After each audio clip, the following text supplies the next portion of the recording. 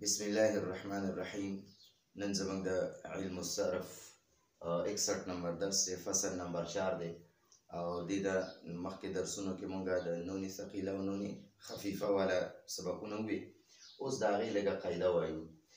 اوس مونږ ته دلته کې قاعده کې لیکلي وي نون تاکید دوه قسمه دی. نون تاکید دوه قسمه دی، یو ته نون ثقیله وایي، یو ته نون خفیفه وایي. دې نه مخکې هغه کم درسونه چې وشو هغې کې ما لږ ورته د دې تفصیل بیان کړی وو. نون تاکید دوه قسمه نون ته وایي، نون ثقیله ته هم نون تاکید وایي او نون خفیفه ته هم نون تاکید وایي.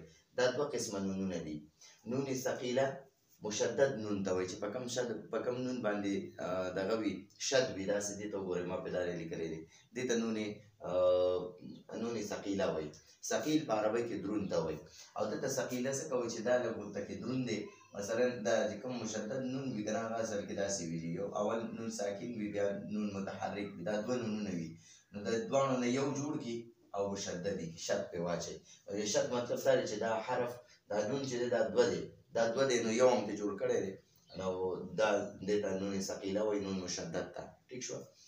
ښه جي. او دویم نون خفیفه دی، ساکن نون ته وایي. یعنې نون خفیفه دا نون دی چې دا به صرف یوازې یو وي، خو دا په ده باندې جزم وي، ساکن وي دا نون. او دا دواړه نونونه که نون ثقیله وي او که نون خفیفه وي، دا همیشه د یوې صیغې په آخر کې راځي. ټیک شو جي؟ لکه مثلا موږ سره دا اوس یضربو دی، یضربو، یا موږ سره یضربو دی. نو ده سره که زه نون ثقیله لګوم که نون خفیفه لګوم، نو دا به دې باس باندې زه زبر ولګوم او ده سره به آخره کې دا نون ثقیله که لګي. ټیک شوه؟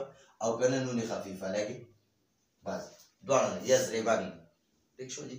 نو دا همیشه د یوې صیغې په آخره کې راځي. دا یضربن که او بل ورسره یضربنه که، یضربنه.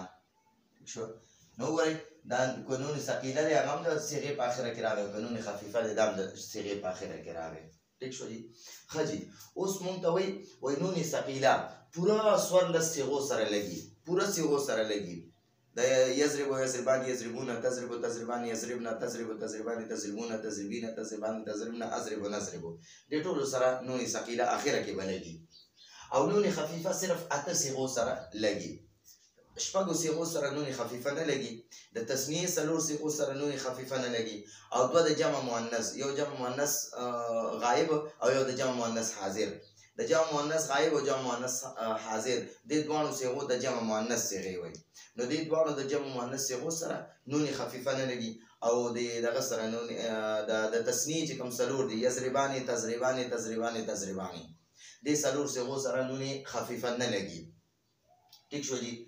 باقي د شپږ صیغو چې باقي داسې شپږ صیغې چې نون ثقیله نه مخکې الف وي، نون ثقیله نه مخکې الف وي، نو داسې صیغو سره نون خفیفه نه لګي.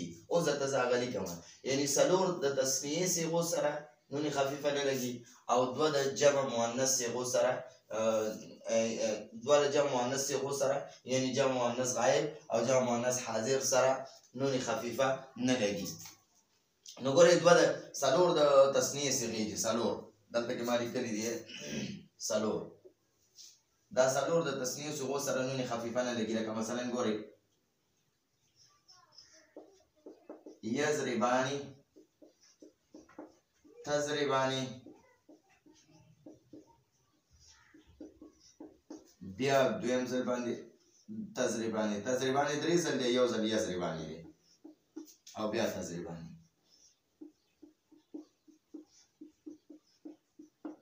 ښه، نو ګورئ یو یضربانی دی او 3 ځل بیا تضربانی دی. نو دا 4 د تثنیې صیغې په پوره 14 صیغو کې راځي. ګردان کې دا د تثنیې 4 صیغې راځي.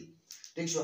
یضربانی د تثنیه مذکر غایب ده او تضربانی د تثنیه مؤنث غایب ده.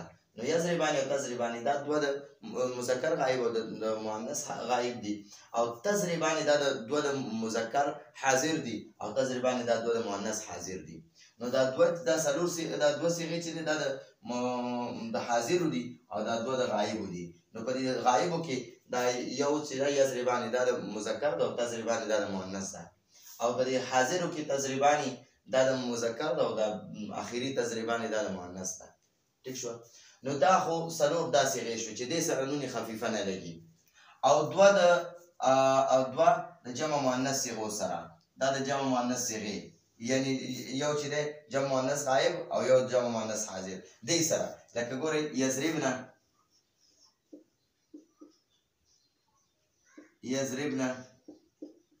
دې صیغې سره دغه نه لګي، یضربنه دې سره نون خفیفه نه لګي، او تضربنه دې سره نون خفیفه نه لګي، تضربنه دې سره نون خفیفه نه لګي. دا ولې نه لګي؟ چې دلته کې د دې یضربنه او تضربنه دې سره یو الف راشي راغلی، او دلته موږ ته لیکلي دي وایي باقي داسې شپږ صیغې چې نون ثقیله نه مخکې الف وي، نون خفیفه نه مخکې نون ثقیله نه مخکې الف وي.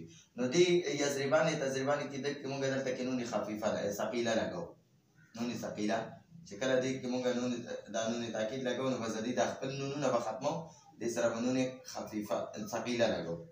دا وګورئ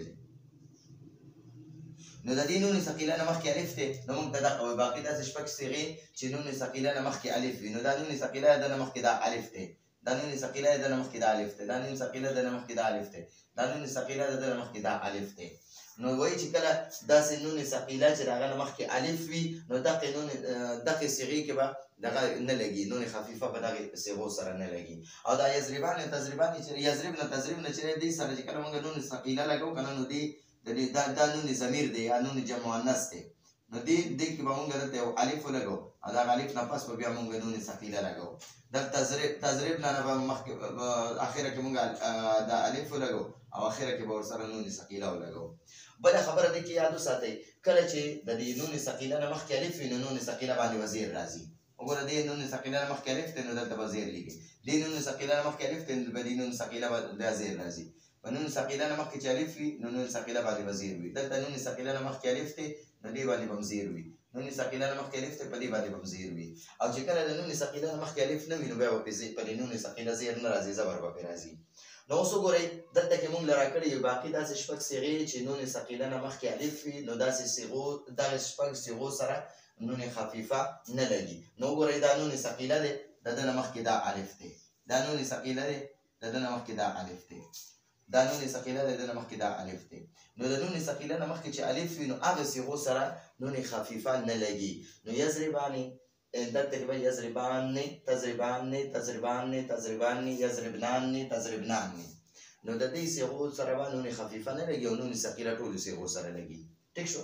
اوس باقي خبره دا پاتې شوه چې لام تاکید، نو لام تاکید همیشه مفتوحه وي، همیشه په ده باندې زبر وي. ټیک شو؟ دا دې لیکلی دی په دې لام تاکید به همیشه مفتوح وي، دا هم د تاکید دپاره په یو صیغه کې د زور پیدا کولو دپاره راځي او همیشه د صیغې په شروع کې لګي.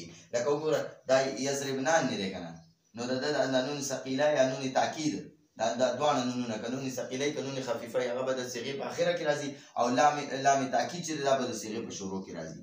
داسې ګورئ لا یضربنان لا تضربنان لا یضربنان لا یضربان لا تضربان لا تضربان لا تضربان، نو د صیغې په شروع کې به لام تاکید ولګي او اخره کې به ورسره نون ثقیله ولګي. نو دا زمونږ قاعده وه، لږ مونږ پکې په دې روشنایي واچوله. راتلونکي درس پورې اجازه غواړو. هذا هو المرام، والله اعلم بحقیقة الكلام.